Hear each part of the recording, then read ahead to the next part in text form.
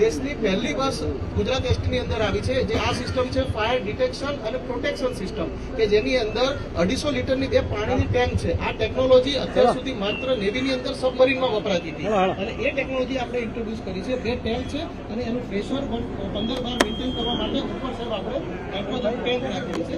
જે મેં બહારથી બતાવી એ બધી પાઇપો આની જોડે કનેક્શન છે. જ્યારે પણ આગ લાગશે ત્યારે આ બસની અંદરથી ઓટોમેટિકલી સ્પ્રિંકલરથી પાણી પડવા માંડશે. આગ તો બુઝાશે, સાથોસાથ જે પણ પેસેન્જર છે એ પણ વેટ થઈ જશે, એટલે એ પણ બહાર નીકળતા હોય ત્યારે એને કઈ ચાલુ થાય. સાહેબ એનો ફાયર કરવું સેન્સર વગર છે કે સેન્સર છે સાહેબ उसको फिर से आपको एक्टिव करना हो तो अभी कर लेंगे. वो ऑटोमेटिकली एक्टिव होता है, ऑटोमेटिकली स्मोक के साथ सर स्मोक आएगा ऑटोमेटिकली एक्टिव होता है. एनी टाइप ऑफ स्मोक से वो एक्टिव हो जाएगा सर. अच्छा, तो इवन हम अगरबत्ती यूज करने के लिए भी इन गाड़ियों में मना करेंगे, बिकॉज उससे भी एक स्मोक निकलता है जिसको वो सेंसिटाइज कर लेगा. मतलब सेफ्टी के लिए पूरा ध्यान रखा है. यस सर, आपकी गारंटी है 100% सर. बताई હવે એવું થયું કે બંને ડોર લોક થઈ ગયા છે તો પણ નીકળી શકાયું નથી, તો 2 હેચ આપેલા છે આની પાછળ. આ ઇમરજન્સી હેચ છે. આને સાહેબ બ્રેક કરીને જેવું ખેંચીશું આને એટલે આ ઓટોમેટિકલી સાહેબ એને ઉપર જતું રહેશે અને બંને ડોર ઓપન થઈ જશે.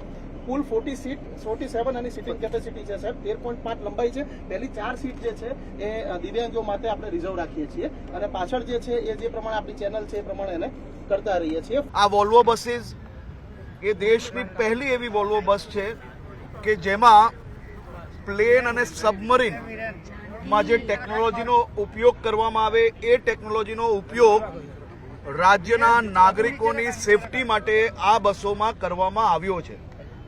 ખાસ કરીને 3 ટેન્કો જે આપ સૌને બતાવવામાં આવી છે, ટેન્કો દ્વારા બસની અંદર કોઈ બી પ્રકારનો ધુમાડો આવે, કોઈ બી પ્રકારની આગની ઘટના હોય, ફ્લડ હોય, તો પહેલા આગ કે ધુમાડાને બચવા માટે તાત્કાલિક એ સેન્સર બેઝડ પાણી સ્પ્રિંકલથી છૂટીને બસના સૌ યાત્રીઓને સુરક્ષિત રાખવા માટે આ ટેકનોલોજીનો ઉપયોગ કરવામાં આવ્યો છે.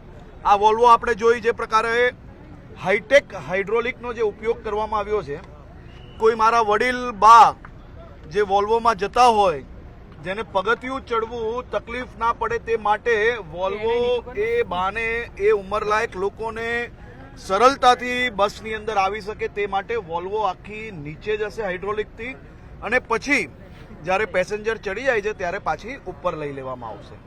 આ વોલ્વો બસમાં ખાસ કરીને મહિલાઓની સુરક્ષાને લઈને ખૂબ મહત્વનું ઇમરજન્સી સ્વિચીસ જે આપવામાં આવી છે એ બટન દબાવતા જ આવનારા દિવસોમાં પોલીસ વિભાગ અને જીએસઆરટીસીની જે આ સિસ્ટમ છે એને સિંક્રોનાઇઝ કરવામાં આવશે, એ સિસ્ટમને જોડવામાં આવશે. એ બટન દબાવતા જ નજીકના પોલીસ સ્ટેશન સુધી જાણ થશે.